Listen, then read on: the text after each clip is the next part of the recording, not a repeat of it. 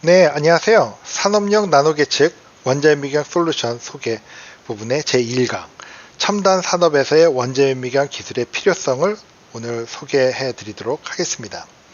저는 파크시스템스 응용기술센터에 있는 조상준이고요.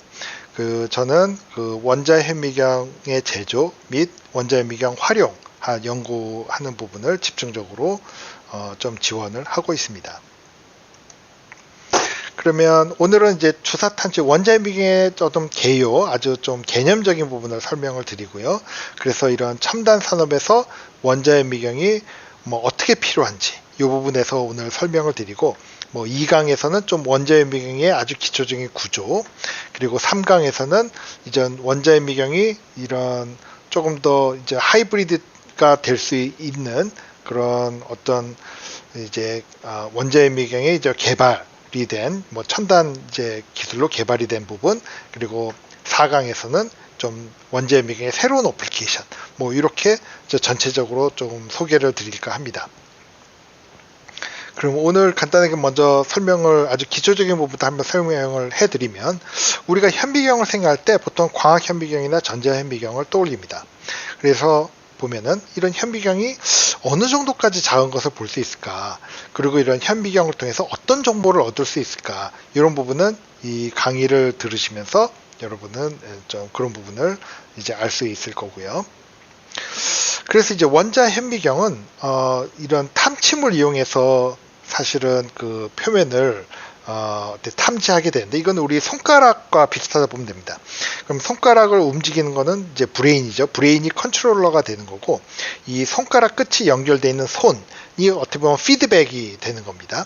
그럼 이 손가락으로 어떤 글래스 표면이나 아니면 거친 나무 표면을 이제 한번 읽어 내려간다고 보십시오. 그러면은 이제 얼마나 스무스한지 얼마나 거친지 이런 걸 볼 수가 있고, 이 손가락을 통해서 이 형상이 어떤지까지도 감지가 되는 거죠.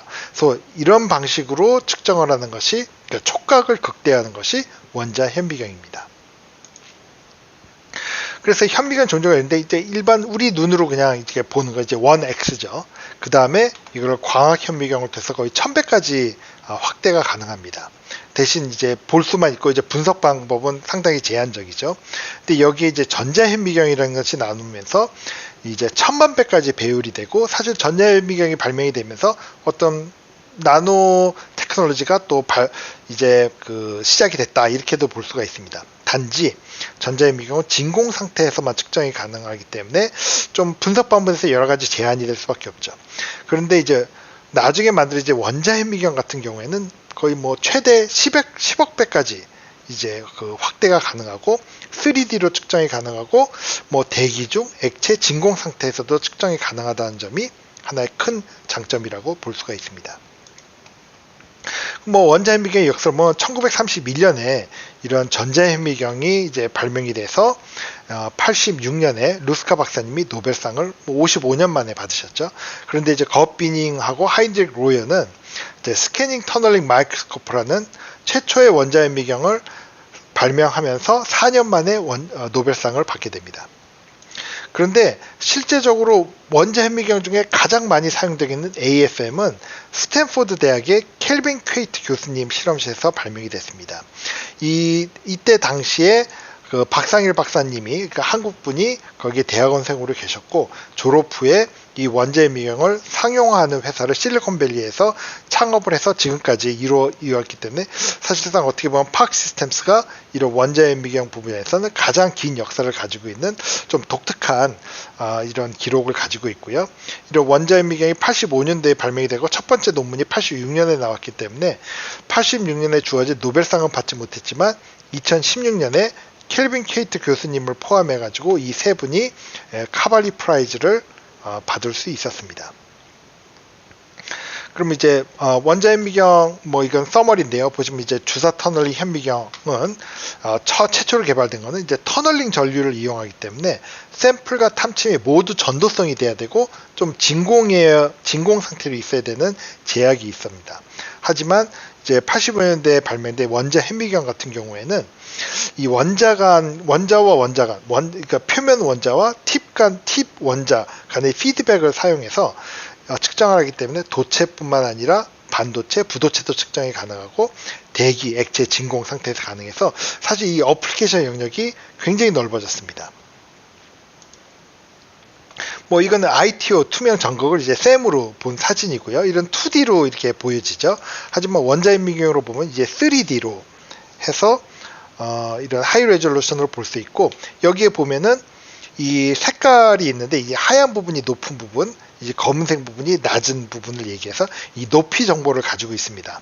이 나노미터 레벨의 높이 정보를 가지고서 이렇게 높은 부분과 낮은 부분, 3D로 이제 그 이미지 정보를 얻을 수가 있는 거죠. 그래서 뭐 이런 사파이어의 이런 기판, 이런 시각 도면도 보면은 이거를 절단을 해서 보면은 이런 너비가 2.43 마이크로미터에 높이가 1.37 마이크로미터다, 이렇게 볼 수가 있는데, 원자현미경을 사용을 하면 이 자르지 않고도 그런 이 형태를 통해서 너비와 높이가 이를 이제 정보를 얻을 수가 있습니다. 그러니까 이런 부분이 굉장히 큰 원자현미경의 장점이라고 볼 수가 있고요. 그래서 이런 첨단 산업에서 그럼 이제 원자현미경이 왜 필요할까? 한번 이 부분을 한번 들여다보도록 하겠습니다. 이 첨단 산업의 키워드는 보통 대표적으로 컴퓨터라이제이션, 미니어처라이제이션, 뭐 인포메이션 앤 컴퓨터 테크놀로지로 이제 대변될 수 있는데요. 그 중에 저는 이제 미니어처라이제이션에 대해서 여러분이 좀 초점을 봐주시길 바랍니다. 이 첨단 산업의 트렌드를 보면 뭐 AI, 오토메이션, 뭐 디지털 워크플레이스 뭐 등등, 뭐 IoT까지 보면 이제 디지털 트랜스포메이션랑 밀접한 관련이 있습니다. 대부분의 첨단 사업은 결국 이런 디지털 트랜스포메이션에 관련이 있고, 결국 그렇다는 뜻은 반도체 산업이랑 뗄 수 없는 관계를 가지고 있다는 것을 알 수가 있습니다. 그럼 이런 소형화라는 거는 단순히 이런 뭐 휴대폰, 컴퓨터, 차량 엔진이 작아지는, 이런 장치들이 작아지는 것도 얘기할 수 있지만, 사실 현재는 다음 뜻으로 가장 많이 사용됩니다. 이제 일렉트로닉스에서 이런 뭐 무어의 법칙이라고 여러분 많이 들어보셨죠? 그래 트랜지스터가 뭐 기하급수적으로 스케일이 변하고 소형화돼서 집적 회로상의 트랜지스터가 뭐 2년마다 2배로 증가한다는 이런 법칙인데, 한동안 계속 무어의 법칙이 유지가 되었죠. 뭐 최근에는 워낙 이제 작아지다 보니까 이 법칙이 깨졌다고 이제 볼 수가 있는데, 어쨌든 이렇게 소형화돼 가지고 집적화되는 거는 단순히 이제 그 집적화되는 뿐만 아니라 더 빠른 성능, 더 낮은 전력 소비, 뭐 그리고 이런 전자장치의 소형화, 그리고 기능의 향상, 뭐 이런 부분과 모두 연결이 되게 되는 겁니다. 그래서 이렇게 미니어처라이제이션은 이거를 성공시키기 위해서는 이런 여러 가지 숙제가 있는데요. 첨단 산업에 정밀하게 공정이 제어가 되고, 기존의 계측 기술이 더 이상 적용이 되지 않기 때문에 이런 기존의 이제 평가와 계측 기술의 한계를 뛰어넘을 수 있는 새로운 계측 기술이 필요하고, 이런 나노 스케일에서 제어되는 신소재를, 이런 새로운 이런 또 기능을 개발하기 위해서 적용되는 신소재를 나노 스케일로 연구할 수 있는 또 기술이 이제 필요하게 되는 겁니다. 그러면 이런 계측 기술 중에 이제 나노스케일 메트롤로지와 캐릭터라이제이션 두 가지로 나눠서 설명을 드리겠습니다. 먼저 메트롤로지가 어떻게 사용되니까 이제 먼저 단순한 이제 형상적인 부분에서 일단 보는데, 이 형상적인 부분도 중요하죠. 원자현미경은 이건 HOPG인데 이 줌 해가지고 이제 아주 작은 영역을 보면 0.98, 그러니까 1나노미터 이하의 레졸루션으로 굉장히 고해상도로 표면을 볼 수가 있습니다. 이런 능력은 굉장히 많은 가능성을 보여주고 있죠. 지금 이제 패턴에서 우리가 보면 뭐 10나노, 7나노, 5나노, 2나노 이런 다양한 게 점점 이제 축소가 되는 패턴에 대해서 반도체 공정이 이루어지고 있는데, 결국 원자현미경만이 그 정도 레졸루션에서 이걸 판독할 수 있는 어떤 가능성을 보여주고 있는 거고요. 그래서 보면은 근데 단순히 이제 고해상도로 보는 게 뿐만 아니라 이 소재들이 복잡해지고 이제 구조물이 3차원적으로 이루어지기 때문에 이런 단순 2D로 보는 광학이나 전자현미경이 아니라 이런 3차원으로 볼 수 있는 원자현미경 기능이 더 필요해지기도 하는 겁니다. 그리고 이런 하이 레졸루션에서 이제 3D 형상 측정 뿌려하고, 이제 템으로 하면은 이제 샘플을 잘라야 이제 이걸 볼 수 있는데, 이런 공정 개발이나 개선을 할 때 항상 샘플을 잘라서 보기에는 좀 한계가 많기 때문에 자르지 않고 비파괴적으로 볼 수 있는 원자핵 미경. 그 밖에 이제 예전에 이제 패턴이 단순했을 때는 옵티컬 CD로 해서 뭐 대량으로 계측이 가능했었는데 이 샘플이 복잡해지면서 이제 OCD로 이 구조를 해석하는데 점점 한계에 부닥치고 있는 좀 그런 부분도 있어서 이런 부분을 원자핵 미경으로 보조해주는 이런 연구들도 진행이 되고 있습니다. 그리고 그래서 이제 그런 그 반도체 산업에서 이를 보면은 이게 반도체 산업이 왜 계속 이렇게 발전하냐 보면은 뭐 빅데이터 어널리시스, 시스템 시뮬레이션, 뭐 아티피셜 인텔리전스까지 이런 새로운 영역이 계속 발굴이 되면서 새로운 첨단 산업이 만들어지면서 반도체도 이런 산업을 서포트하기 위해서 발전을 할 수밖에 없는 거고요. 이렇게 이런 고기능을 이루기 위해서 뭐 핀팻이나 뭐 GAA나 뭐 HAR 등 다양한 구조물 3차원 구조로 만들어지기 때문에 이런 원자핵 미경이 반도체 산업에서 좀 필수적인 계측 검사 장비로 발전을 하고 있는 겁니다. 뭐 그래서 예를 들면 뭐 SRAM, ROM 같이 이제 메모리 구조물에서 보면 이런 패턴을 뭐 높이나 너비 이런 걸 보기도 하고요. 그래서 보면은 이런 경우는 이제 이 너비를 이제 그 AFM으로 관찰하는 건데 이제 과거의 AFM은 이런 걸 이 재현성 있게 측정할 수 없었어요. 근데 이제 제가 뭐 3강에서 다시 설명해 드렸지만 이런 원자핵 미경의 개발을 통해서 이 보시면 재현성을 0.4 나노미터 레벨까지 한 70 나노미터의 너비를 측정하는데 이제 이렇게 그 이제 위스를 갖다가 이제 볼 수가 있고요.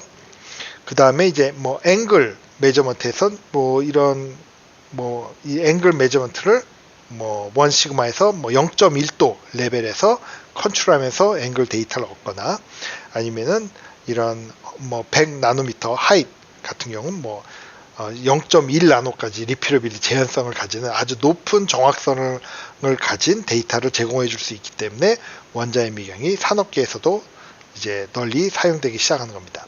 그 중에 특히 이런 패턴이 점점점 작아지면서 이런 트렌치 메저먼트 같은 경우에는 이 패턴이 너무 작기 때문에 옵티컬 방식으로는 뭐 불가능하고 그 밖에 다른 방식으로는 다른 기술로도 이거를 트렌치를 정확하게 측정하는 부분이 좀 한계가 있기 때문에 이런 부분을 원자핵 미경을 통해서 측정하는 기술이 개발이 되고 있고요. 사실 이게 워낙 내로우하게 되면은 사실 원자핵 미경으로도 뭐 측정하는 게 뭐 쉽지는 않습니다.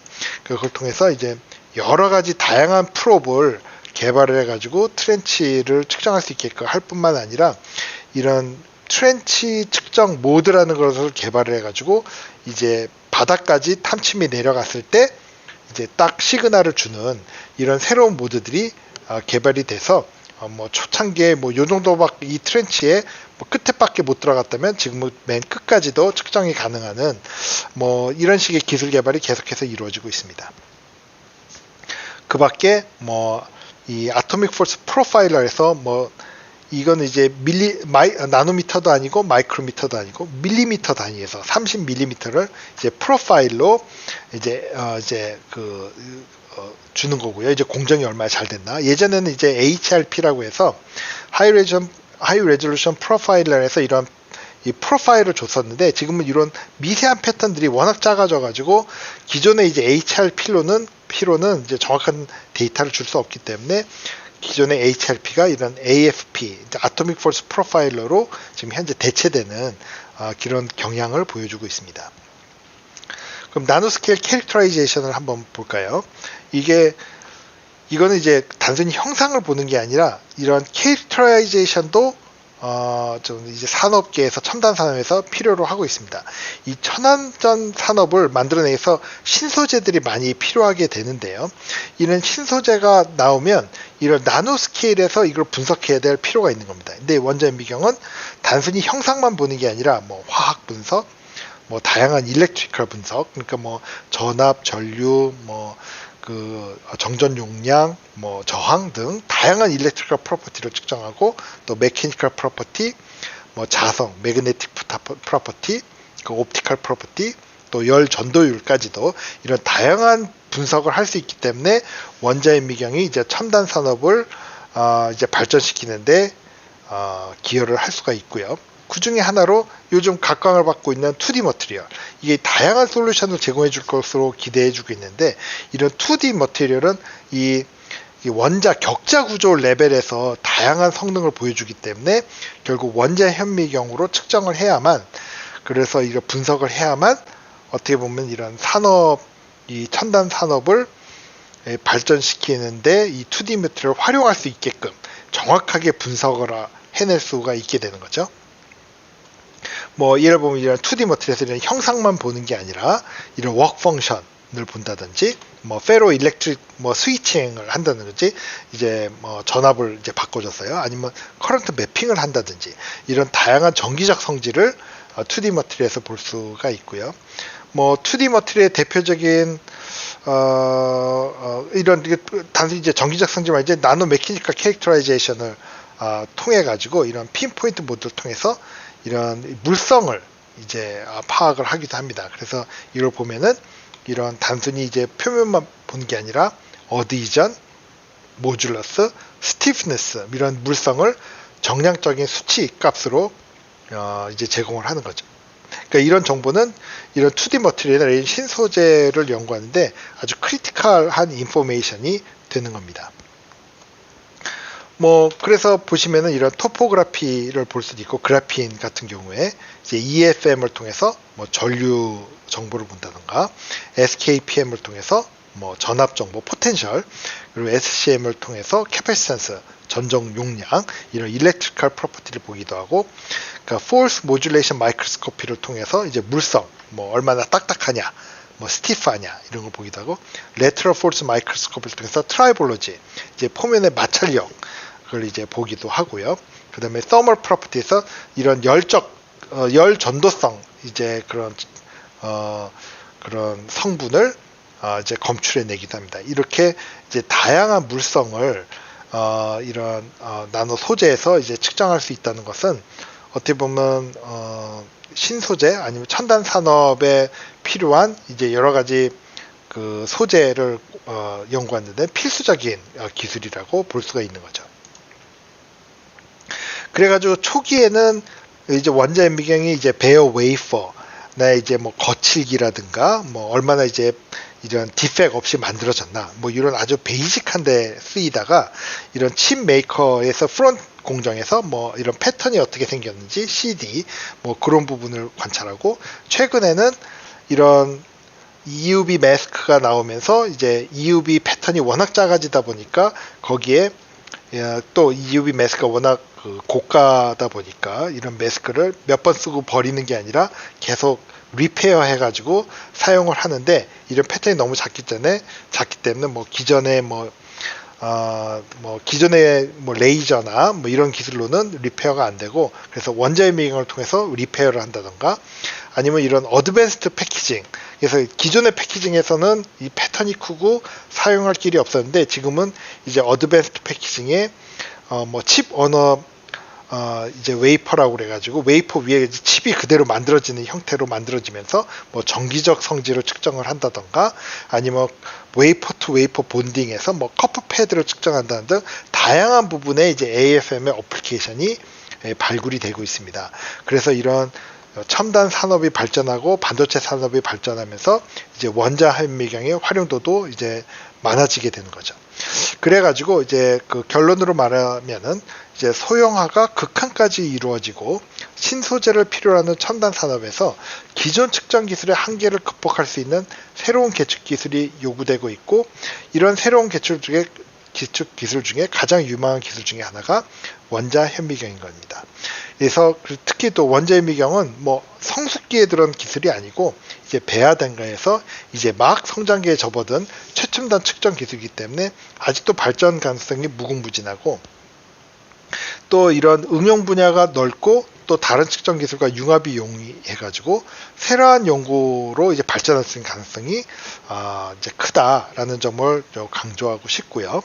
그래서 이런 원자 현미경 기술은 다양한 반도체 및 이제 디스플레이, 이제 제조 문제를 해결하기 위한 강력한 솔루션이 되고 있습니다. 그렇기 때문에 이런 첨단 산업에서 원자 현미경 기술의 필요성이 늘어나고 있기 때문에 여러분들도 이런 원자 현미경 기술에 대해서 좀 더 배우고 원자 현미경에 대해서 알게 되면 여러분들이 앞으로 어떤 분야에 있든지 첨단 산업이랑 관계된 분야라면 이제 원자 현미경이 필요로 하는 이런 부분에서 활용할 수 있는 가능성이 높아질 것으로 생각합니다. 그러면 이것으로 1강을 마치도록 하겠습니다. 감사합니다.